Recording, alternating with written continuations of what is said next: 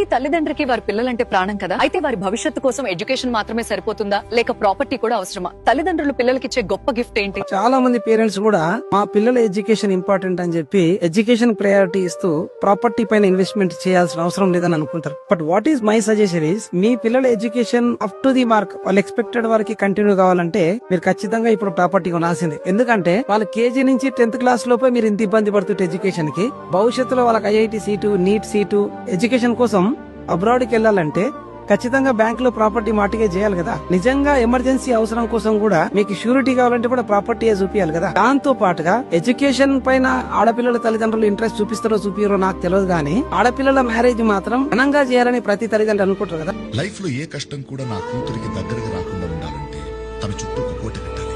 ఆ marriage time లో కూడా ప్రాపర్టీ చూపించాలి కదా. So for them, for their future education ఎంతైతే ఇంపార్టెంటో దాంతో పాటు ప్రాపర్టీ కూడా అంతకంటే ఎక్కువ ఇంపార్టెంటే. రేపు పొద్దున బిజినెస్ పెట్టుకోవాలన్నా, ఎడ్యుకేషన్ కి అబ్రాడ్ లోకి వెళ్ళి చదువుకోవాలన్నా, మ్యారేజెస్ కోసమైనా ప్రాపర్టీ ఇంపార్టెంట్ కనుక ఆల్టర్నేట్ గా ఎడ్యుకేషన్ తో పాటు రియల్ ఎస్టేట్ లో కూడా మీ పిల్లల కోసం ఇన్వెస్ట్ చేయండి. ఖచ్చితంగా వాళ్ళకు భవిష్యత్తులో మీరు ఇచ్చిన ఒక గొప్ప గిఫ్ట్ ఏదైనా ఉంది అంటే అది ఈ ప్రాపర్టీ అవుతుంది.